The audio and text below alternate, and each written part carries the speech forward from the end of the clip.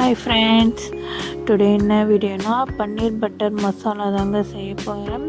அதுக்கு நான் பட்டர் நானும் செய்கிறேன். அது நெக்ஸ்ட் வீடியோவில் போடுறேன். இது பன்னீர் பட்டர் மசாலா மட்டும் இந்த வீடியோவில் போடுறேன். என்னோடய ஸ்டைலில் தாங்க செய்கிறேன். எனக்கு பர்ஃபெக்டாக தெரியனாலும் எனக்கு தெரிஞ்ச அளவுக்கு நான் செஞ்சு செய்கிறேன். உண்மையிலுமே சொல்கிறேன், அவ்வளோ சூப்பராக இருக்கும் இந்த டேஸ்ட்டு. நீங்கள் மறக்காமல் நான் செஞ்ச மாரி செஞ்சு பார்த்தீங்கன்னா கண்டிப்பாக நல்லாயிருக்கும். ஃபஸ்ட்டு ஒரு பேன் எடுத்து வச்சுக்கினேன். அதில் கொஞ்சம் பட்டர், கொஞ்சம் நீங்கள் வேணால் ஆயில் சேர்த்துக்கலாம். நான் கொஞ்சமாக ஆயில் சேர்த்துக்கிட்டேன், வெறும் பட்டர் மட்டும் போடலை. அது கூட கொஞ்சம் ஆயில் சேர்த்துக்கிட்டேன். அது ஆயிலே ஹோல் ஸ்பைசஸ்லாம் போட்டுக்கிட்டேன். பட்டம், லவங்கம், அதுக்கப்புறம் அந்த அன்னாச்சி முக்கு அதெல்லாம் இருந்தது, அதெல்லாம் போட்டுக்கிட்டேன். இதுக்கு நான் தேவையான 2 மீடியம் சைஸ் வெங்காயமும் 2 பழுத்த தக்காளி எடுத்துக்கிட்டேன். நம்ம வெங்காயம் தக்காளி வதக்க தானே போகிறோம், அதுக்காக நான் பெரிய சைஸாகவே அரிஞ்சு எடுத்துக்கிட்டேன். நீங்கள் எப்படி வேணால் செஞ்சுக்கேன். நம்ம வதக்கி அரைக்கிறதுக்காக பெரிய சைஸாகவே நான் அரிஞ்சு போட்டுக்கினேன். வெங்காயம் வதங்கிறதுக்கு கொஞ்சமாக உப்பு சேர்த்துக்கிட்டேன். நம்ம உப்பு சேர்த்தோன்னா கொஞ்சம் சீக்கிரமாக வதங்கிடும். அதுக்காக நான் உப்பு கொஞ்சம் சேர்த்துட்டு அது கொஞ்சம் நல்லா ப்ரௌன் கலர் மாறின அதுக்கப்புறம் 2 பச்சை மிளகா போட்டுங்க. நீங்கள் காரத்தை இந்த மாதிரி போட்டுங்க. பாப்பா இருக்கிறதுனால பாப்பாவும் சாப்பிடுவாங்கன்றதுனால நான் அதிகமாக சேர்த்துக்கல. 2 பச்சை மிளகா தான். அதுக்கப்புறம் 2 பழுத்த தக்காளி. நீங்கள் உங்களுக்கு ஃபேமிலிக்கு ஏற்ற மாதிரி தக்காளிலாம் எடுத்துக்கோங்க. நான் 2 போதுன்ட்டு அதோட விட்டுட்டேன். இது நல்லா வதங்கணும். நல்லா எண்ணெயிலே வதங்கினா தான் நம்ம அரைச்சி நம்ம செய்யும்போது பச்சை வாசனை இருக்காமல் இருக்கும். கொஞ்சம் டேஸ்ட்டும் நல்லாயிருக்கும். அது நல்லா மூடி வச்சு நல்லா வதங்கணுங்க. நல்லா வதங்கினதுக்கப்புறம் நீங்கள் கடைசியாக முந்திரி சேர்த்துக்கோங்க. ஏன்னா முன்னாடியே கூட சேர்த்துக்கலாம், அதுவும் நல்லா வதங்கிடும். அதனால் நீங்கள் கடைசியாக ஒரு 10 நிமிஷத்துக்கு முன்னாடி கொஞ்சம் முந்திரி சேர்த்துக்கிட்டிங்கன்னா கொஞ்சம் நல்லாயிருக்கும். நீங்கள் கொஞ்சம் முந்திரி அதிகமாக இருந்தால் கூட அதிகமாக போட்டுங்க. என்கிட்ட அதான் வீட்டில் இருந்தது, நான் இருந்ததை வச்சு கொஞ்சம் செஞ்சுக்கிட்டேன்.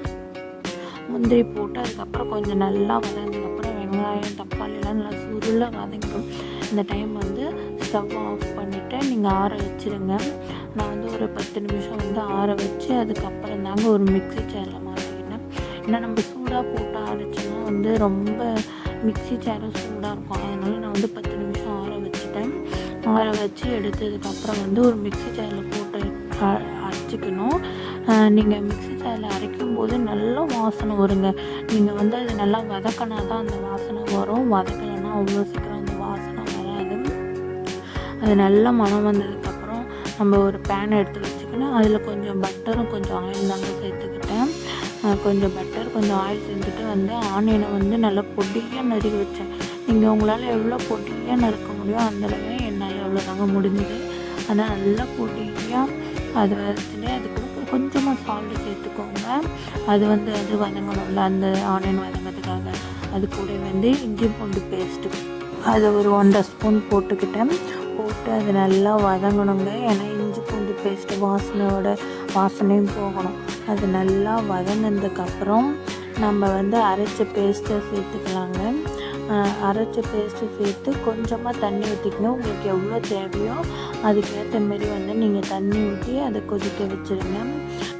தண்ணி ஊற்றுனதுக்கப்புறம் உங்களுக்கு உப்புலாம் சரியாக இருக்கான்னு பார்த்துக்கோங்க. உப்பு சரியாக இருக்குதான்னு பார்த்துட்டு அதுக்கப்புறம் உங்களுக்கு ஸ்பைசஸ் வேணும்னா போட்டுக்கோங்க. நான் அது கூட கொஞ்சம் மல்லித்தூள், கொஞ்சம் சிக்கன் மசாலா, கொஞ்சம் கரம் மசாலா, கொஞ்சம் உப்பு சேர்த்துக்கிட்டேன். ஏன்னா உப்பு இல்லாத மாதிரி இருந்தது. அதெல்லாம் சேர்த்து நமக்கு காரத்துக்கு அந்த மாதிரி கொஞ்சமாக சேர்த்துக்கோங்க. அதிகமாக தேவையில்லை, கொஞ்சமாக சேர்த்து அது நல்லா கொதிக்க வச்சுடுங்க. அது கொதிக்கிற டைமில் பக்கத்தில் ஸ்டவ் ஆஃப் பண்ணி தோசை தவா வச்சுட்டு அது உள்ள கொஞ்சம் பட்டரு கொஞ்சம் ஆயில் சேர்த்துட்டு அப்புறம் பன்னீர் ஹஸ்பண்ட் தான் கட் பண்ணாங்க. அதை எடுத்து போட்டு கொஞ்சமாக அதில் காரத்தூள் கொஞ்சமாக உப்பு சேர்த்து நல்லா 2 சைடும் ப்ரௌன் ஆகிற வரைக்கும் தோசை தவாவில் போட்டு திருப்பி எடுத்துக்கோங்க. நல்லா ப்ரௌனிஷ் ஆனதுக்கப்புறம் நம்ம ஒரு பிளேட்டில் எடுத்து வச்சுக்கலாம். எடுத்து வச்சுட்டு நம்ம கொதிக்க வச்ச அந்த கிரேவி நல்லா பட்டர் எண்ணெய்லாம் மேலே மிதங்கி வந்துடுச்சு. இந்த டைமில் அந்த பன்னீரை போட்டு அது கூட கொஞ்சம் கொத்தமல்லி அப்படிலாம் கஸ்தூரி மேத்தி போட்டுக்கோங்க. டேஸ்ட்டு சூப்பராக இருக்கும். என்னோடய ஸ்டைலில் பன்னீர் பட்டர் மசாலா ரெடி. இந்த வீடியோ உங்களுக்கு பிடிச்சிருந்தா மறக்காமல் லைக் பண்ணி ஷேர் பண்ணி கமெண்ட் பண்ணுங்கள். பாய்.